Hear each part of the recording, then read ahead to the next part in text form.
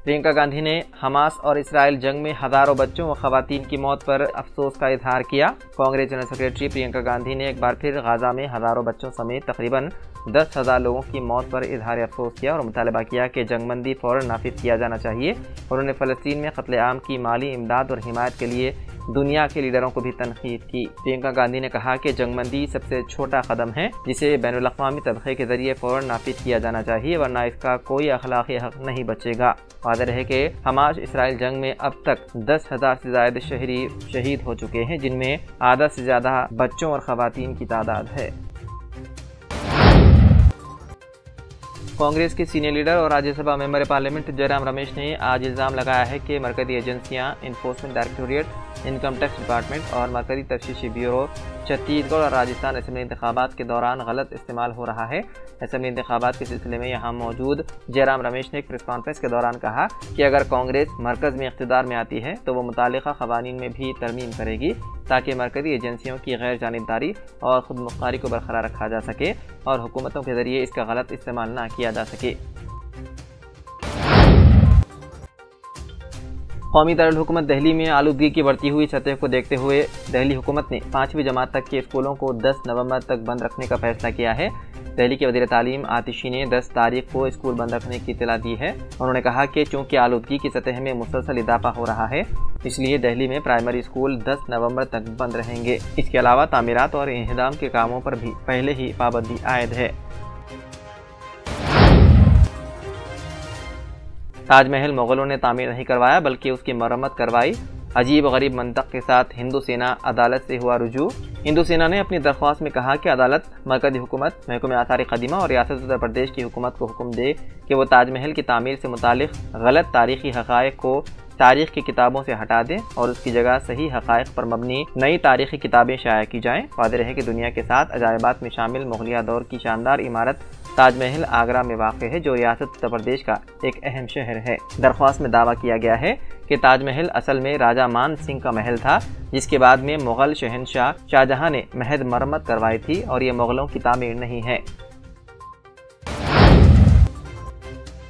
रियासती वजीर सबीता इंद्र रेड्डी के गनमैन मोहम्मद फजल ने खुद को मार ली गोली। तेलंगाना के वजीर तालीम सबीता इंद्र रेड्डी के स्क्वाड के इंचार्ज के तौर पर खिदमत अंजाम देने वाले असिस्टेंट सब इंस्पेक्टर ने अपनी सर्विस की पिस्तौल से इतवार को बंजारा हिल्स में वाक़ श्रीनगर कॉलोनी में खुद को गोली मार ली। ASI मोहम्मद फाजिल, जो आर्म्ड रिजर्व रचाकुंडा में खिदमत अंजाम दिया करते थे, वजीर तालीम की पुलिस स्क्वाड के इंचार्ज थे। इतवार की सुबह तकरीबन 6:45 बजे फाजिल की दफ्तर ने उनको वजीर तालीम के मकान के करीब ड्यूटी के लिए छोड़ा। बाद फाजिल ने अपनी पिस्तौल से खुद को गोली मार ली।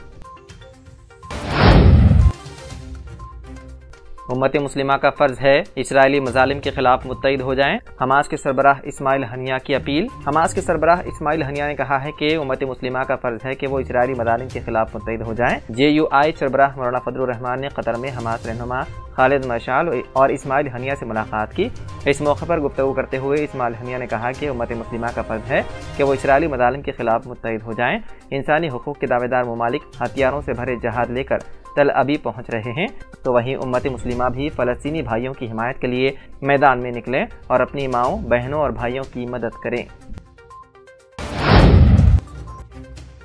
इजरायली वजीर की गाजा पर एटम बम गिराने की धमकी। इंतहा पसंद ओमाजा यहूदियत पार्टी से ताल्लुक़ रखने वाले इजरायली वजीर ने कहा कि गाजा जंग जीतने के लिए इजरायली फ़ौज के पास कई ऑप्शंस हैं, जिनमें आखिरी और हतमी इक़दाम एटम बम गिराना है।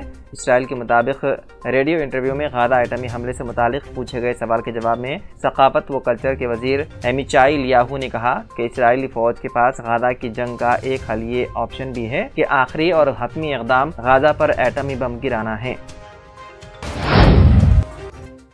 तुर्किया, उर्दन और बहरीन के बाद एक और मुल्क ने इसराइल से अपना सफ़ीर बुला लिया वापस। वस्ती अफ्रीकी मुल्क चाड भी गाजा पर वहशियाना बमबारी पर एहतजाज करते हुए इसराइल से अपना सफ़ीर वापस बुलाने वाले ममालिक की फहरिस्त में शामिल हो गया। रिपोर्ट के मुताबिक अफ्रीकी मुल्क चाड की वजारत ख़ारजा का कहना है कि गाजा में पैदा होने वाली सूरत हाल पर अफसरदा हैं और एहतजाजन इसराइल से अपना सफ़ीर वापस बुलाते हैं।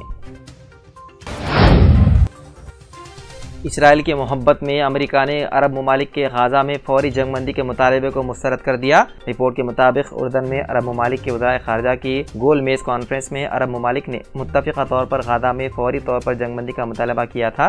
جس پر امریکی وزیر خارجہ اینٹونی بلنکن نے اسرائیل کی کھل کر حمایت کرتے ہوئے عرب ممالک کی جنگ بندی کے مطالبے کو نہ صرف مسترد کر دیا بلکہ اسرائیل کی حوصلہ افزائی بھی کر دی۔ امریکی وزیر خارجہ اینٹونی بلنکن نے کہا کہ اسرائیل کو املاک اور اپنے شہریوں کی حفاظت کا پورا حق حاصل ہے اور ہم اس کی مکمل حمایت کرتے ہیں۔